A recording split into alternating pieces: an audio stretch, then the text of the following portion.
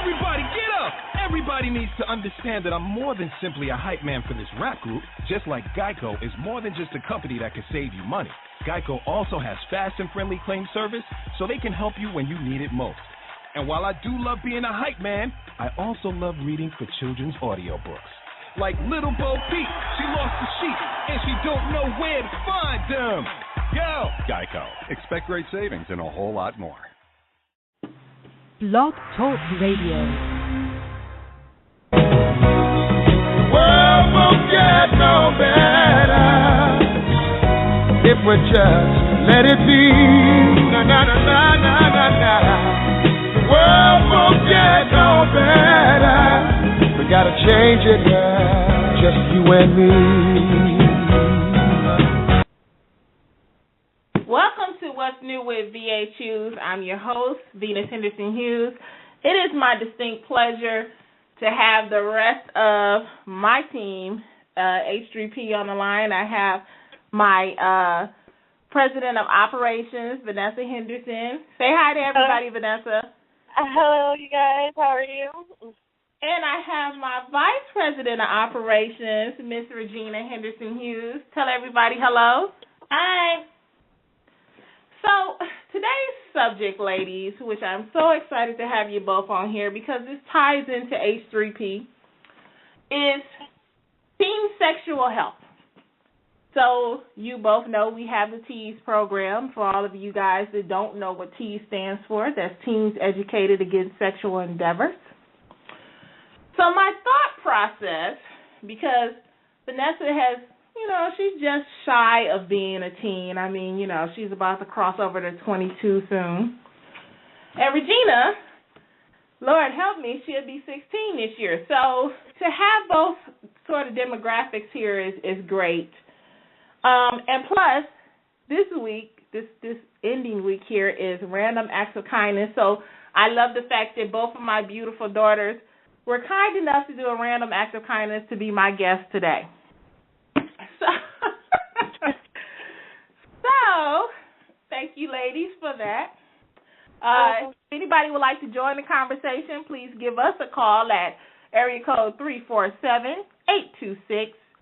347-826-7959.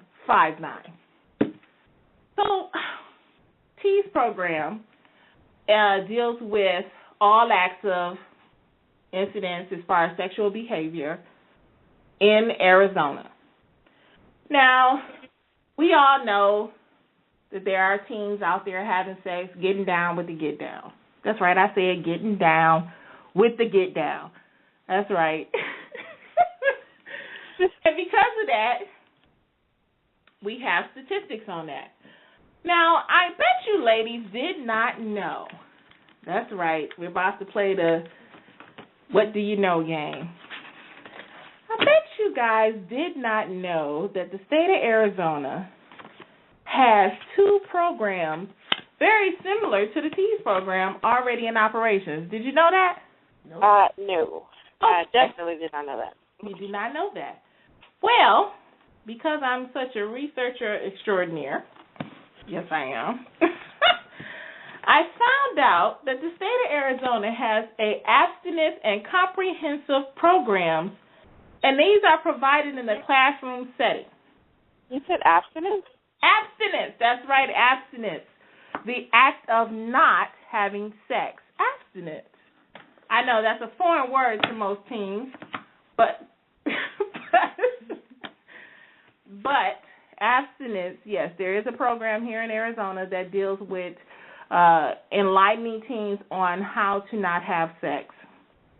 All the boos and hisses, okay, but there's a benefit to abstinence. It keeps you STD free. Point blank. Right.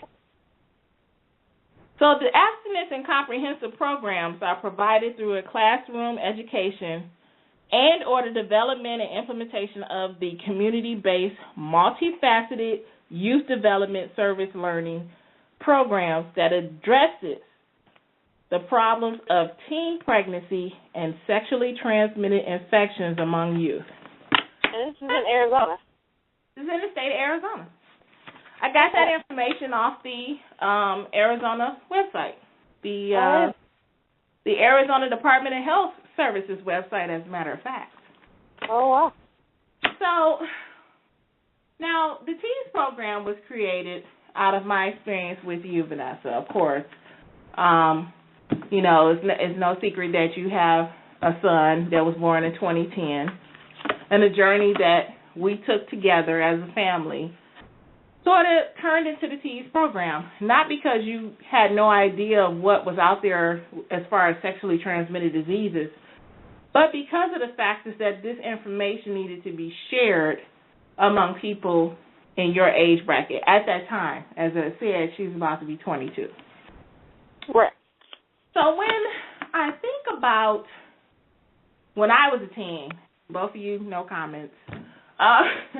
When I was a teen and I was out there, and of course, the STDs have not changed. They've sort of mutated in a way because we have a different strain of gonorrhea out there.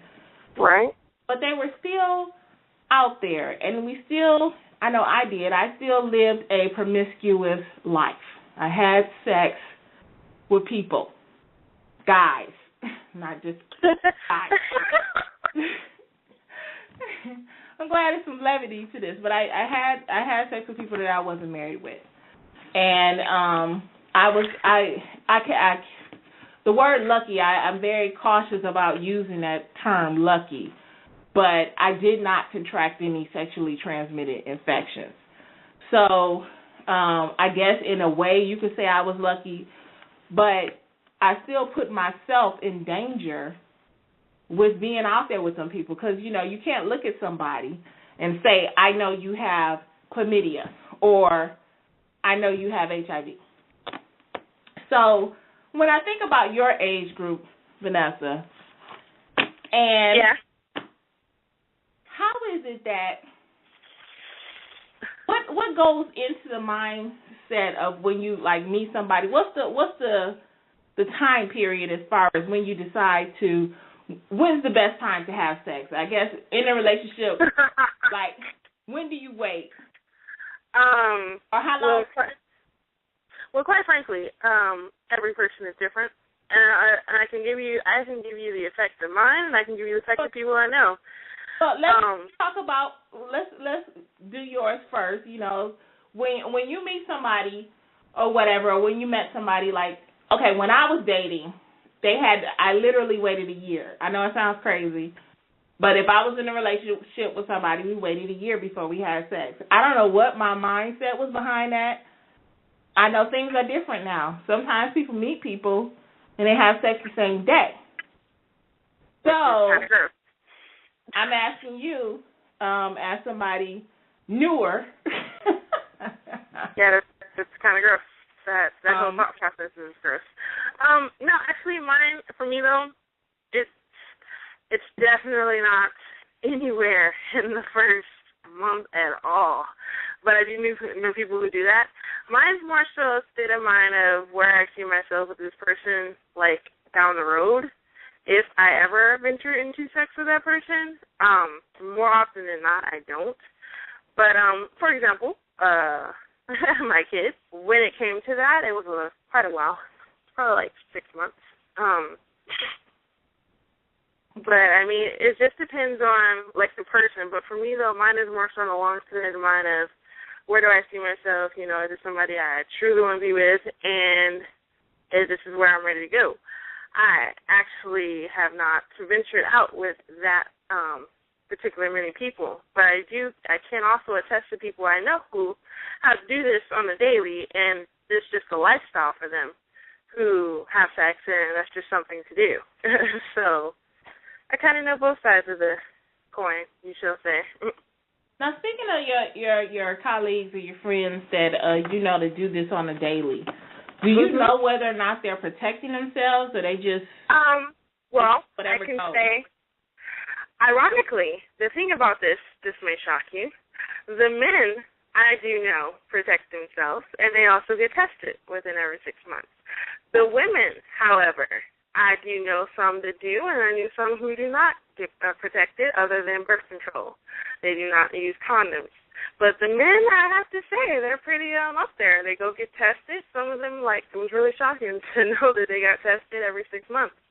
But yeah, it is a quite different scene for the women. Well, some of the women just do it, it's just something to do. They're on to the next. They don't believe in relationships. Other women, they use condoms, birth control, but they're still on to the next. So yeah, it's quite an interesting world out there. Now, Regina, you're on the other side of the spectrum. You're the one who hasn't been out there, no boyfriend, no nothing. But when I think about the education that both of you guys have had, you both are aware of sexual health and things like that. So my question to you, Regina, as far as as you're growing up, and you're in a different scenario, of course, because you're at home when you go to school, but you still have conversations with your friends. So in having that, do you guys have conversations about sex, or it just never comes up? It never comes up because that's a weird topic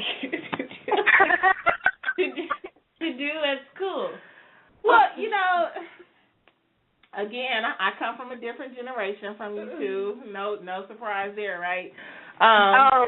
But shut up. But we had conversations about sex.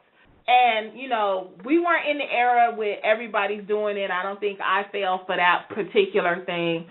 But, I do know that there are some kids that do fall from it. Everybody's doing it, so how come you are not? So that's why I brought you into that.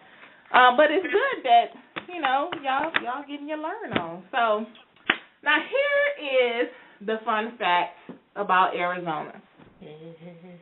Did you know that for the state of Arizona in the 2011 statistics, the teen pregnancy rate for Arizona was higher than the national average? What's your thoughts about that? I could believe that on a number of levels, especially in Arizona, especially just some of the people, knowing some of the people and going to school. I could definitely believe that one. Now, you know what? I do have a question because, when I had Vanessa, I was 20. So I was just shy of being in the whole teen pregnancy type thing. I had already graduated and things like that. And why I'm bringing this up because, having a child is a choice. And I know somebody had on their website about it's a child, it's not a choice. But it is actually a choice. You're making a decision to be responsible for somebody else. That's a choice. Because you don't have to be. You can adopt, or the other alternative is to have an abortion. And no, I'm not advocating abortion, so don't nobody light up my calls with that. I'm saying there are choices. To prevent anything as a pregnancy, of course, we have protection measures. We all know that. You have condoms. You have birth control. So it's a choice to have a child. So going back to my choice to have my firstborn child, Vanessa, that journey in itself was one of enlightenment. First of all, if I ever was a spoiled brat, having a child would not make you be one because you have to learn how to do for somebody else. And why I'm bringing all this up is because we have so many children out there bringing children into the world, they're not ready. So for me, that journey either grows you up, which I was already there, or you realize that you can't do it and you ask for help. So what do you guys think about just the alarming rate? Looks like from the decade of 2000 to 2011, the average rate in Arizona was 21% greater than the national rate of teen pregnancies. And we're talking about all 50 states, people. It's not just a few. We're talking about the whole nation. So that's something. When we see these little girls with these strollers and we think they're strolling their little sister or brother, these are actually their own children. What would you say to somebody like that? Or what would you ask? Would you ask anything? Ladies? For me, it's kind of weird because technically I was a part of the teenage thing, even though I was pretty much graduated and done a lot of things in college. But for me, I guess it's because, like, the whole teen thing is still I consider a teen, like, the teen pregnancy to be, like, anywhere from 13 to 16. Because, I mean, that's the alarming rate, and actually that's most of the rate. Because now you pretty much see those age groups pregnant, and it's kind of weird. You know, it's like where did their background or where they come from or no schools. But what I found in Arizona, especially finishing school out here, they don't really do the whole sex education thing like I did when I was in school.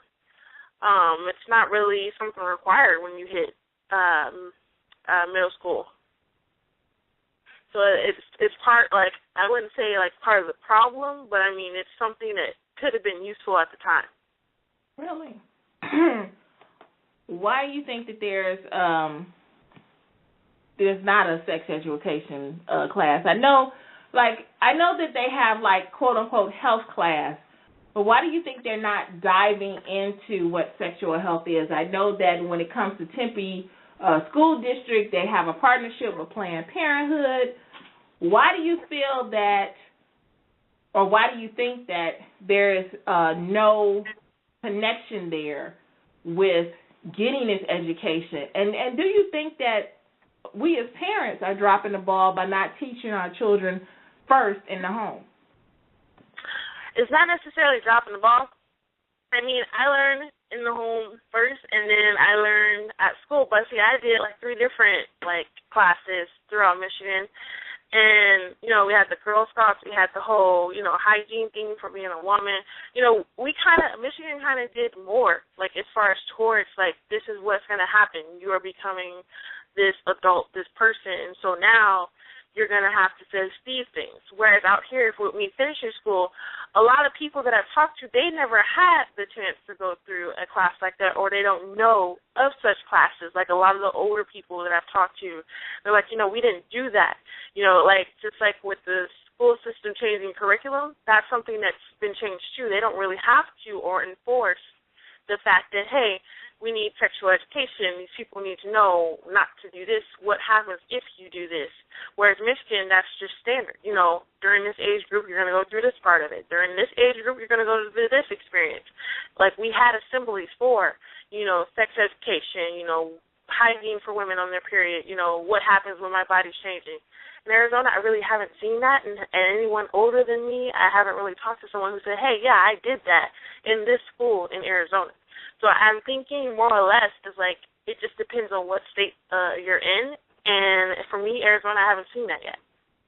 So, Regina, when you were in on-ground school, you were at Taylor and you were at Brim Hall. And I do remember signing a permission slip for a health education class. What did you go over? What did you go over in that class? Do you remember? Well, in Taylor and also in Adams, they showed you different parts of the guys and mostly about the ladies. So they would split up the guys and the ladies, and they used to go in different rooms to see what the guys have to go through when they get older and what the girls have to go through when they get older. Mm-hmm.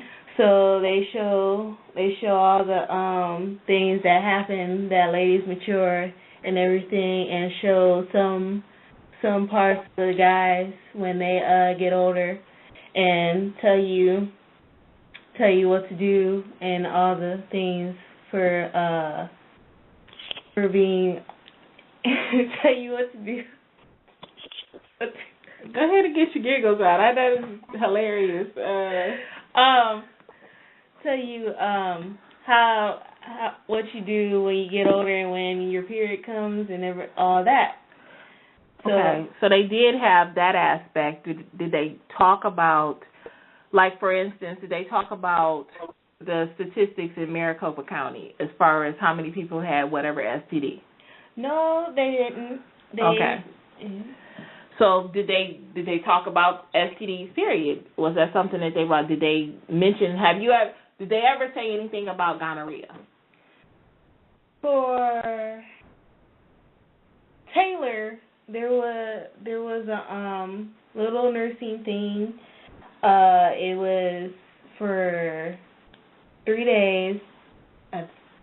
3 days, and they showed you the statistics for some people, for the ladies, and they showed you some different bacteria and viruses and stuff, Okay. and all the diseases and what happened to people. Okay. So for some people, it wasn't really a pretty sight because some people looked down in terror when they were supposed to see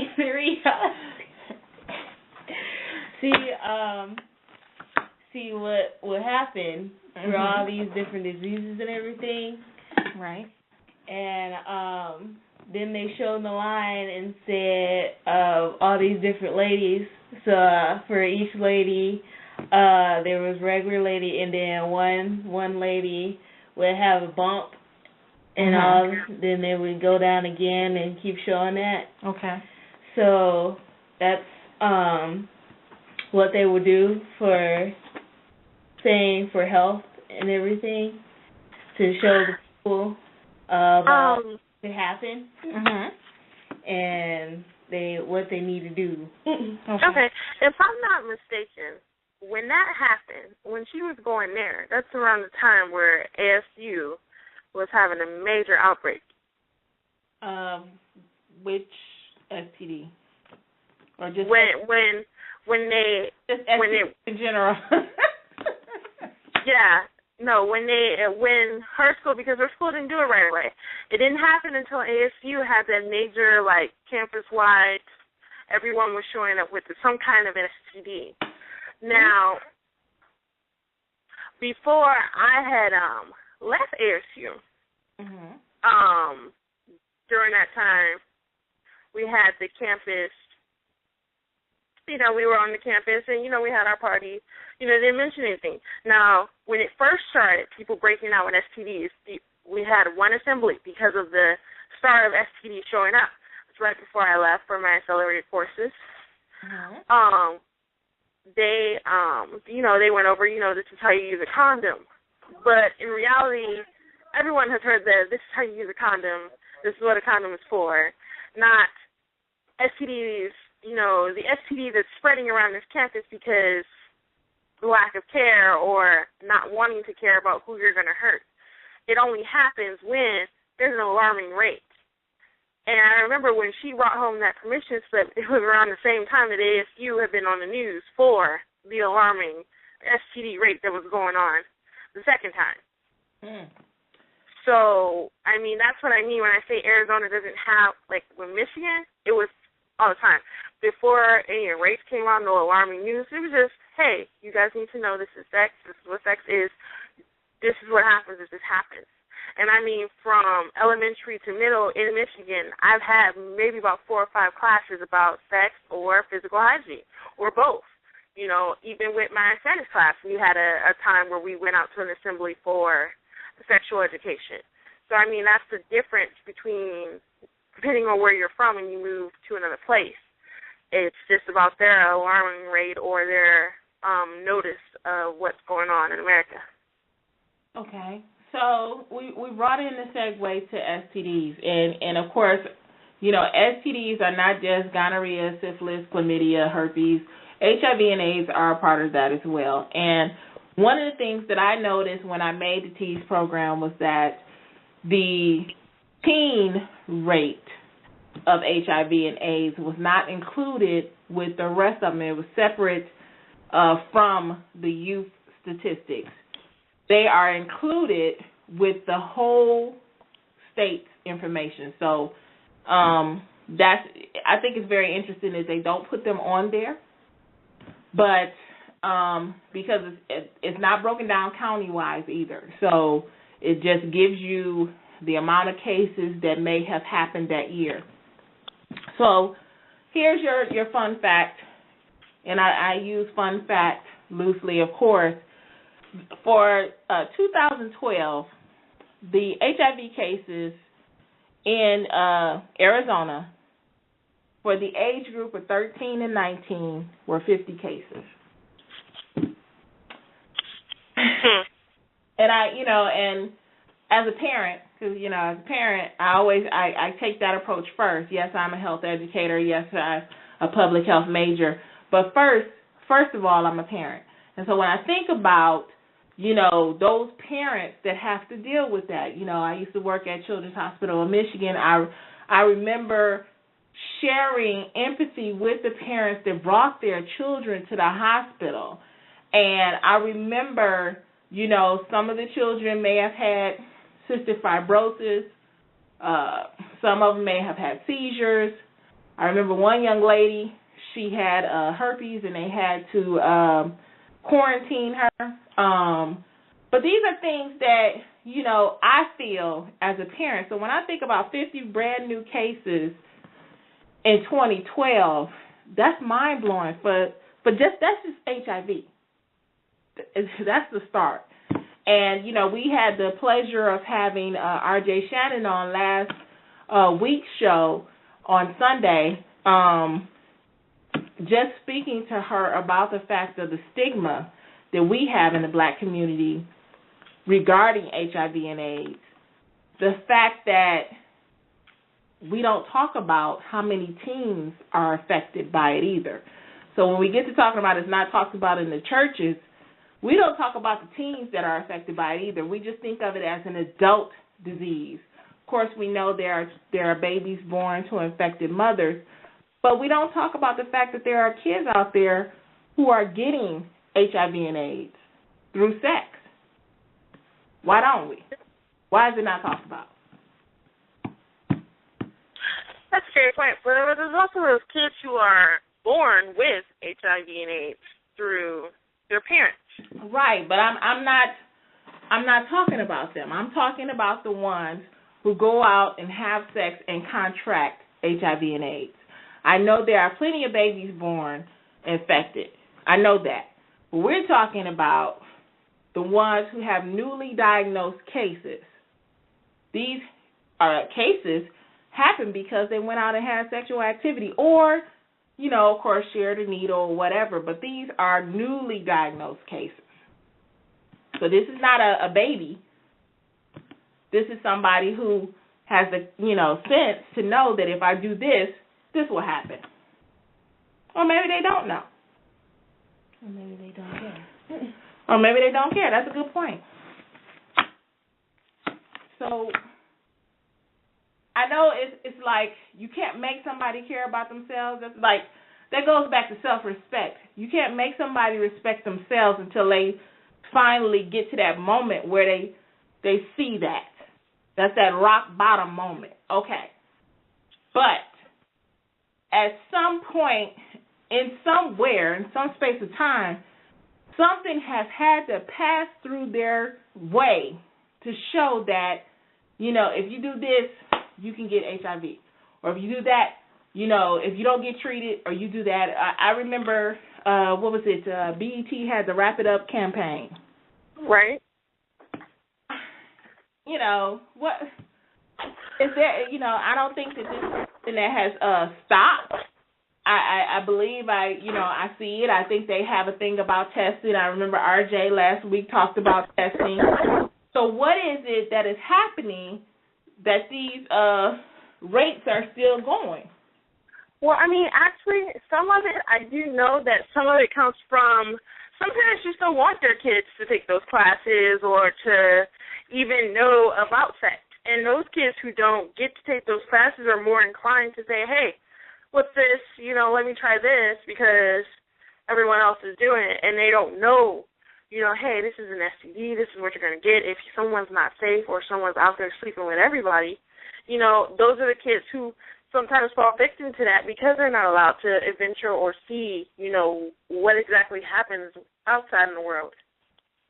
That was, I have always marveled at the fact of parents who decide that they don't want their child to have this, that, or the other, and yet they don't realize how much their child is a catalyst for infecting somebody else.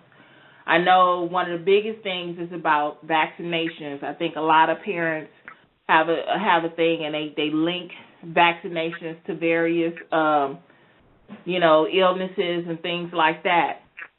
So when I think about something as simple as STD knowledge, or just a simple health class that will inform you about what to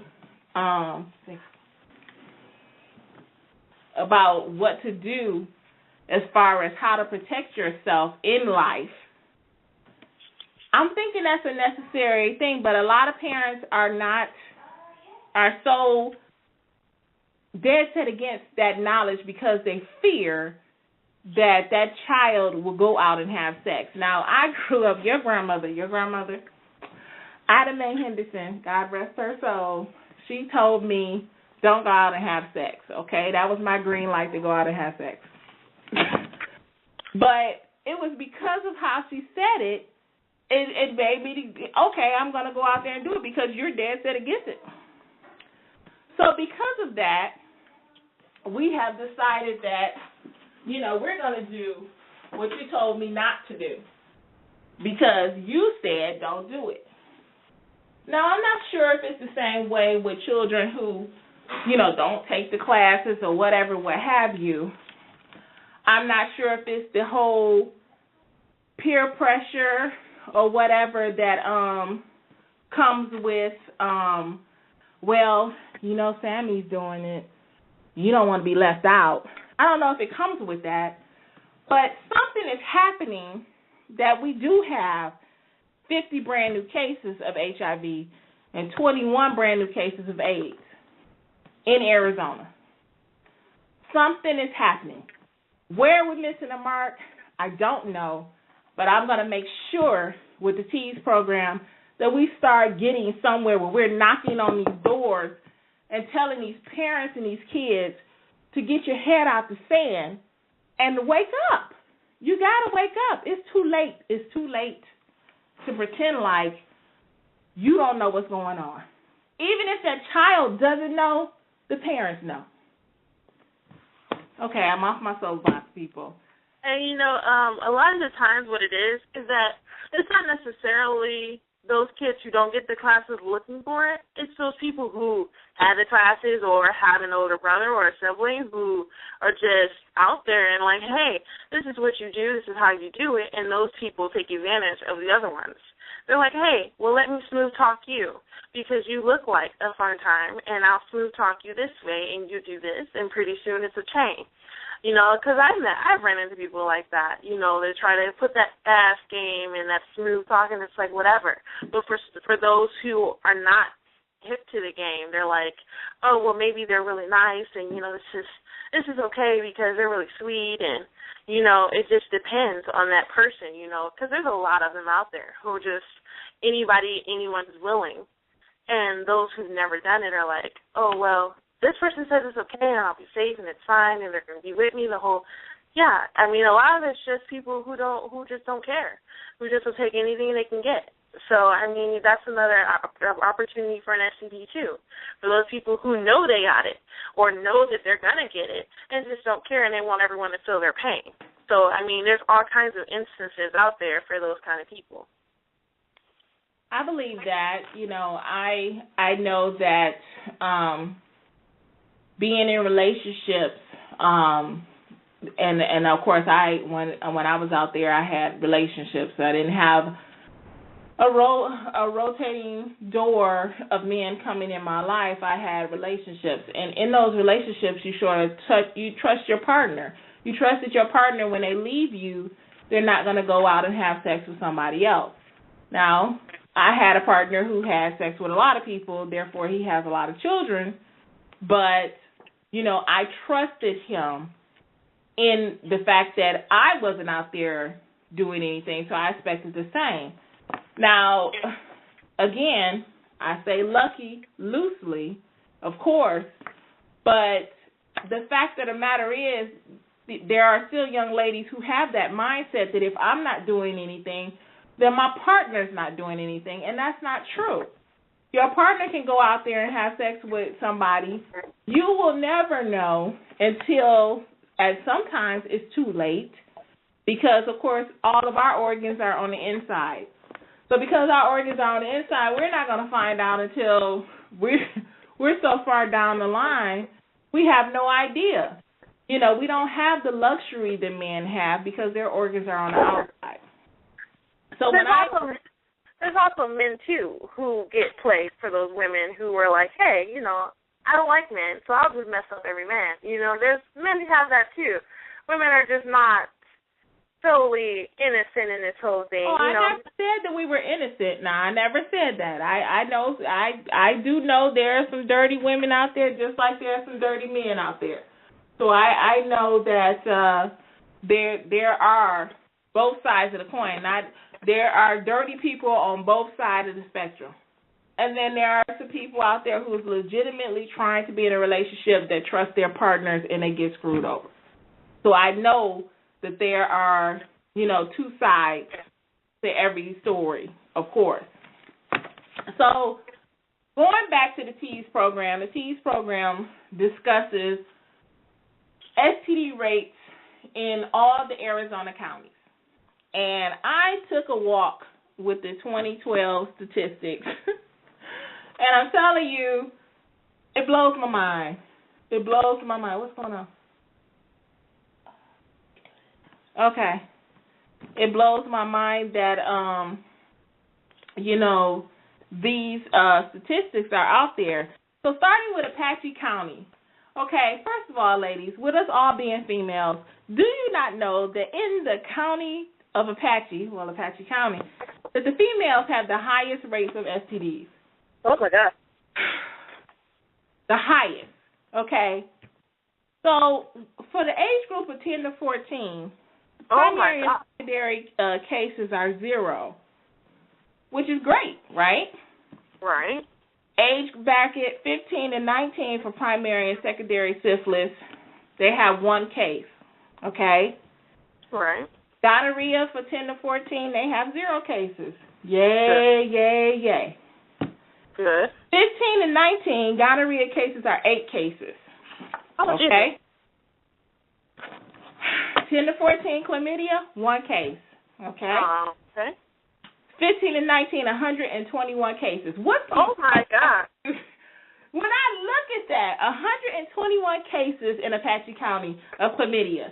And I remember, you know, you guys remember when I did that report and I said that chlamydia for the state of Arizona looks like a blue Pac-Man. This looks like the start of that Pac-Man. What do you guys think about that? That's crazy. But 15 to 19? That's 15 crazy. to 19, and Regina, that's your age bracket, 15 to 19. 15 to 19. Man, if we had video, y'all would see this face that she did. But definitely it's a scary thought, and that's just Apache County. We haven't gotten through the thick of things. Dude, that's one little spot. That's one spot in Arizona. That is right. That's one spot in Arizona, okay? For Cochise County, again, females have the highest cases of STDs. I'm not sure what's going on in these counties, but these young ladies are mostly the ones who, when the STD rates come out, it's mainly females. 10 to 14 age group, no cases. Great. Good. For primary and secondary syphilis. 10 to Great. 14 gonorrhea, 1 case. Oh, no. 10 to 14 chlamydia, 4 cases. Oh, no. Age group 15 to 19, primary and secondary syphilis, no cases. Great. Good job. Gonorrhea, 15 to 19, 18 cases. Oh, my goodness. 15 to 19, chlamydia, 156 cases. Oh, my God. That is for Cochise County. That, you know, again, small area. It's a small area. But when you think about it, what's missing? What's missing the mark? What's not getting out there? Okay. Next county, Coconino County. 10 to 14, primary and secondary syphilis, 0 cases. Okay. 15 to 19, primary and secondary syphilis cases, 0 cases. All right. Go ahead, Coconino. 10 to 14, gonorrhea, 0 cases. Sounded good. 15 to 19, gonorrhea, 15 cases. Oh, Jesus. 10 to 14, chlamydia, 6 cases. What? 15 to 19, chlamydia, 254 cases. They were doing good. What happened? Again, Whoa. this is another county that has females as the highest cases of STDs. Oh, my God. Gila County, 10 to 14, primary and secondary syphilis cases, 0 cases. Great. Good job. 15 and 19, primary and secondary syphilis, 0 cases. Great. 10 to 14, gonorrhea, 0 cases. Woo! 15 to 19, gonorrhea, 1 case. Oh, my God. 10 to 14, chlamydia, 1 case. 15 to 19, chlamydia, 49 cases. Again, this is another county. Gila County has females with the highest cases of STDs. Graham County, 10 to 14, primary and secondary syphilis, 0 cases. 15 to 19, primary and secondary syphilis, 0 cases. Good. 10 to 14, gonorrhea, 0 cases. Good. 15 to 19, gonorrhea, 5 cases. That's a big improvement. 10 to 14, chlamydia, 0 cases. 15 to 19, chlamydia, 57 cases. Again, females are the highest cases in this county. Greenlee County, 10 to 14, primary and secondary syphilis, 0 cases. 15 to 19, primary and secondary syphilis, 0 cases. 10 to 14, gonorrhea, 0 cases. 15 to 19, gonorrhea, 0 cases. 10 to 14, chlamydia, 0 cases. 15 to 19, chlamydia, 21 cases. Darn it! Oh. Females in Greenland County has the same thing. They're the highest cases in the county. La Paz County, primary. I'm noticing a trend between 15 and 19. A trend with all females having the highest case. Now, the cases are not just all women, but the females have the highest cases. So are you thinking that the guys are bringing home something? Maybe.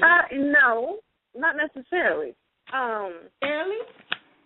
Not necessarily. I mean, because for the guys, there may be guys bringing on something, but it also could be women too. I mean, and you know, this goes to sexuality as well. You know, right. Some women do sleep with other women, so you never know how that thing was passed. So what's going on in these counties where these women are the higher people infected? The women are infected more so than the guys. So right, and you don't necessarily need intercourse to have that infection. Oh, of course I know that. I definitely know that. But the thing is something's going on that these young ladies are more infected than the guys. So some more investigation, of course, needs to be done. But I find it really interesting that the young ladies are the ones with the highest percentage. And here we go again. La Paz County, 10 to 14, primary and secondary syphilis, 0 cases. 15 to 19, primary and secondary, 0 cases. 10 to 14, gonorrhea, 0 cases. Good job, guys. 5 to 19, gonorrhea, 0 cases. 10 to 14, chlamydia, 0 cases. 5 to 19, chlamydia, 15 to 19, chlamydia, 8 cases. Now we're about to get personal, because we're about to go to Maricopa County. This is our county. Oh, geez. Our county is very interesting. And gross. with La Paz County, with La Paz County, females, again, were the highest infected with the STDs. So, welcome to Maricopa County. Oh, geez. 10 to 14, primary and secondary syphilis, 0 cases. I know, right? I'm impressed. All right, go ahead, Maricopa. Don't give us a gold star just yet. 15 to 19, primary, secondary syphilis, 12 cases, with the males being the highest. Oh, my goodness. 10 to 14, gonorrhea, 16 cases, with the females being the highest. Wait. What? Wait, it gets better or worse, if you want to say. 15 to 19, gonorrhea. Are you both sitting down? Okay, good. Yeah. 765 cases. What? Most cases are female. That's right. Did you just say 700? 765 cases, females were the most cases. 10 to 14, chlamydia, 118 cases. What? Females were Did you say 10 to 14? 10 to 14. I'm just closing my door. I ain't going outside. I ain't going outside. I know, they come in the air, right? So that's 10 to 14 chlamydia. That's 118 cases, and most of them were female. I'm not going outside. Well, it gets worse. 15 to 19 chlamydia. I hope you're sitting down. I am. 5,020 cases. Did you say 5,020? That is 5,020 cases. Most cases were female. We are in Maricopa County. Ladies, what do you think about these statistics? They are blowing my mind. I think Maricopa. Never mind. Never mind. Never mind. Mind-blowing. Okay, let's move on to Mojave County. And then, how do you move on from that? I mean, 5,020 cases in Maricopa, and they're supposed to have an abstinence program, and that's blowing my mind because this is the first I've heard of this abstinence program ever. So it's like, where is the abstinence at, and who's teaching this program? Well, I'm not sure who's teaching it, or I'm not sure how it goes. I would like to reach out to them and speak to them regarding the program, but it is something to have, and these are the statistics based on the 2012 statistics. So we don't have 2013. But I don't want 2013 because 2012 was bad enough. Yeah, just imagine if that was 2012. Especially because in 2013 and 2012 is when that whole ASU thing went out. So I really don't want 2013. Well, I'm hoping that maybe there were some strides that were made, to reduce some of these statistics. I mean, it is alarming for me, and we have always talked about the chlamydia rates in Arizona, but to actually see up close and personal that 5,020 cases from the age group of 15 and 19 are in Maricopa is like, seriously? Okay. Mojave County. Craziness. 10 to 19, primary and secondary syphilis, they have 0 cases. 15 to 19, primary, secondary syphilis, 0 cases. 10 to 14, gonorrhea, 0 cases. 15 to 19, gonorrhea, they have 4 cases, and it's split even, 2 and 2 for male and female. 10 to 14, chlamydia, 1 case, with the males being that case. 15 to 19, chlamydia, 139 cases, and again, the females are the highest. Dude, what's going on with our females everywhere? Just forget Maricopa for a second. Everywhere. Just, what's wrong with y'all? It's not that serious. It's really not. Something's going on. I don't know if it's a self-esteem issue, and again, we deal with that in the TEAS program as well. There's something that is needed there for all these young ladies to have some of the highest cases. And again, not in every case where the females are high. Of course, Maricopa was a mixed bag, but it is something to have it where females are the ones that are being. So is it that we're and I'm saying we loosely because I know I'm not on that in that area, but is it that these young ladies are hearing what they want to hear, or we don't know the situation? I mean, we don't know if it's a case of rape or whatever, what have you, but something is happening for these young ladies to have such a high rate amongst themselves. Something is happening. Either they don't have somebody to talk to, or something's not coming across, and we need to get it out there. They want to do what they want to do. They may want to do what they want to do, but they're putting themselves in danger. You know, these illnesses, these diseases, these infections can lead to so many things: pelvic inflammatory disease, sterility, death, infertility. You know, these are things that something is not meshing. So and I'm not going to go, for time's sake, I'm not going to finish going through the rest of them, but just know that we, as Henderson-Hughes Health Partners, we need to be able to reach these young ladies, and the gentlemen too. It's not just about young ladies, but clearly there is something not happening somewhere, and we need to figure out how to get that message across. Any ideas, ladies? I mean, Regina does have a point, you know. Some of these people are stuck in their ways. You know, all we can do is reach out, you know, and let them know that we're here, but unless they extend that other hand, there's really one way.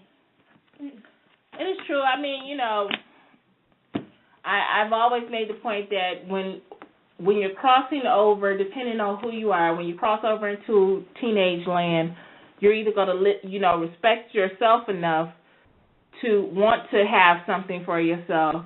You're going to respect others so that you can learn.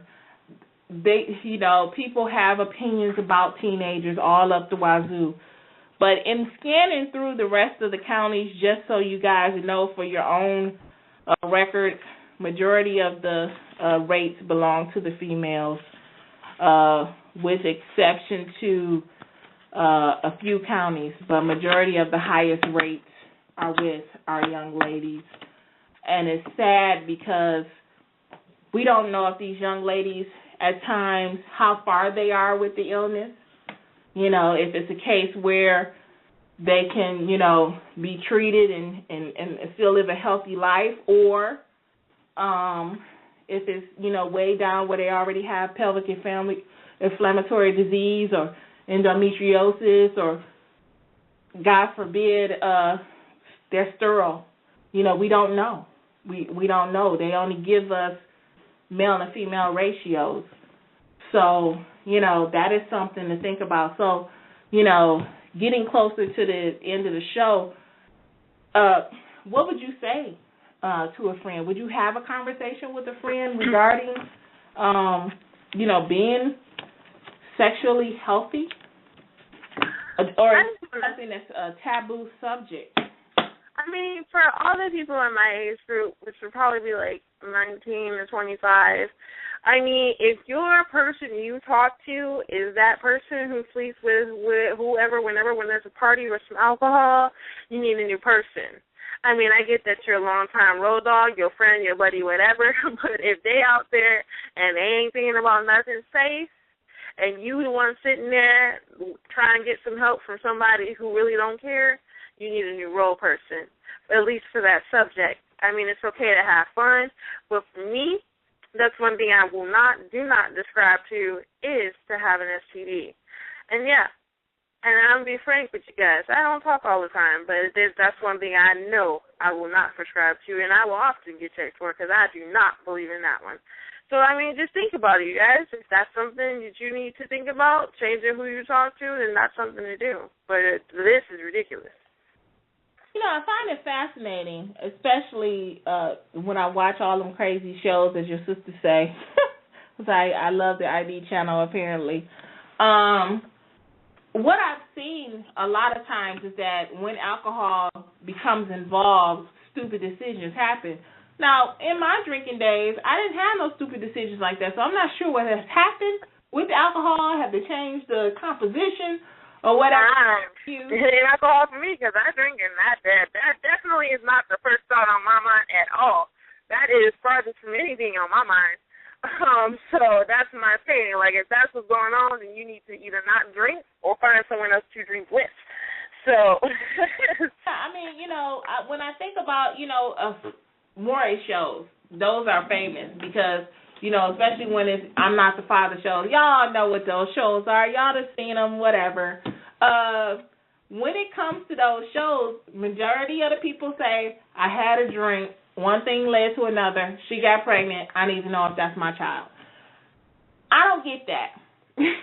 I don't get that, but then that goes back to self-respect.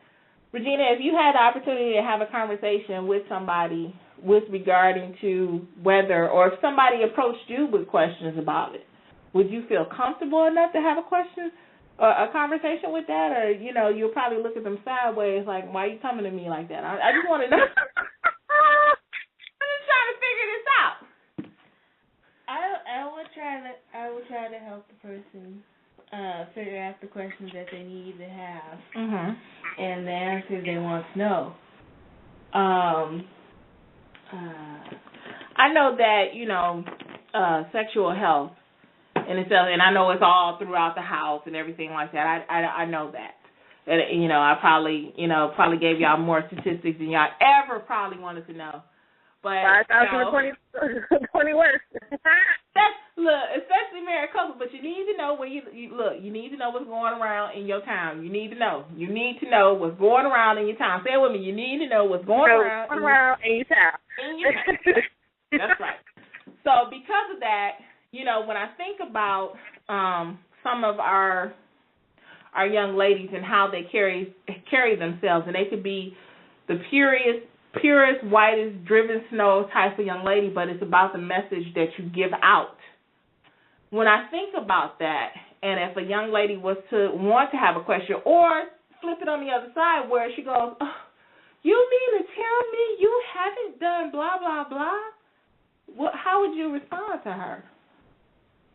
I know I'm putting you on the spot. I'm sorry. Who are you putting on the spot? Regina? Oh.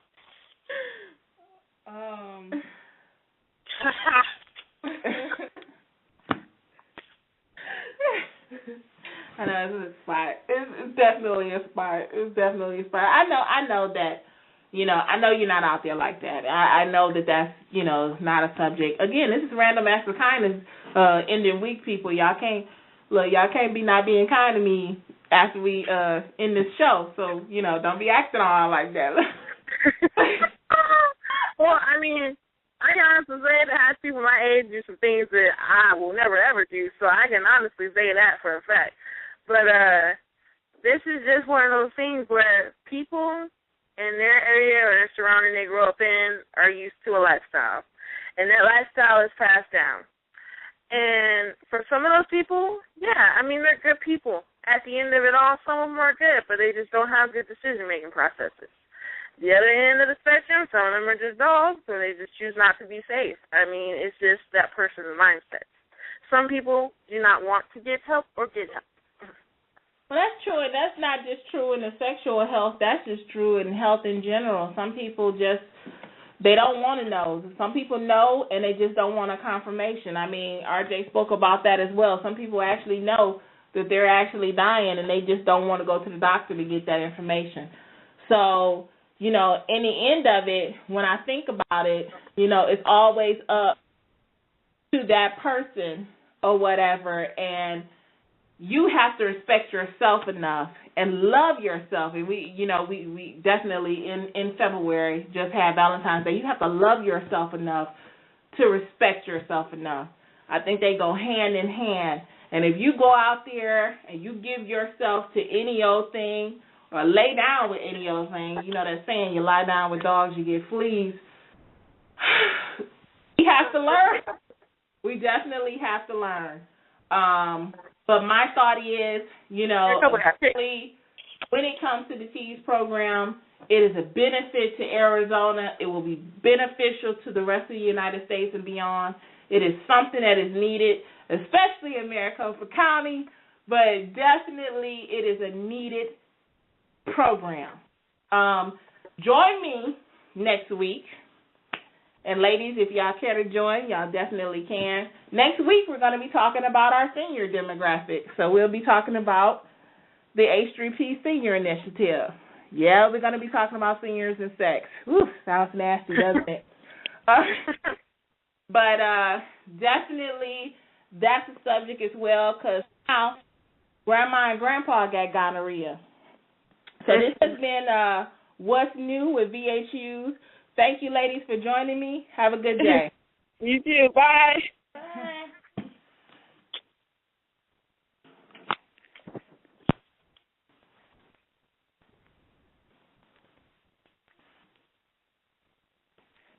And now, insurance-minded speeches from Geico. Hardship. My grandmother would go through it every month to pay her insurance bill. First, she would handwrite a paper check in cursive. Then, using her own tongue, she would wet a stamp for an envelope. Today, however, we need not weary our hands and tongues. Today, we can pay our Geico bill with the Geico app. Away with hardship, in with bill pay on the Geico app. Thank you.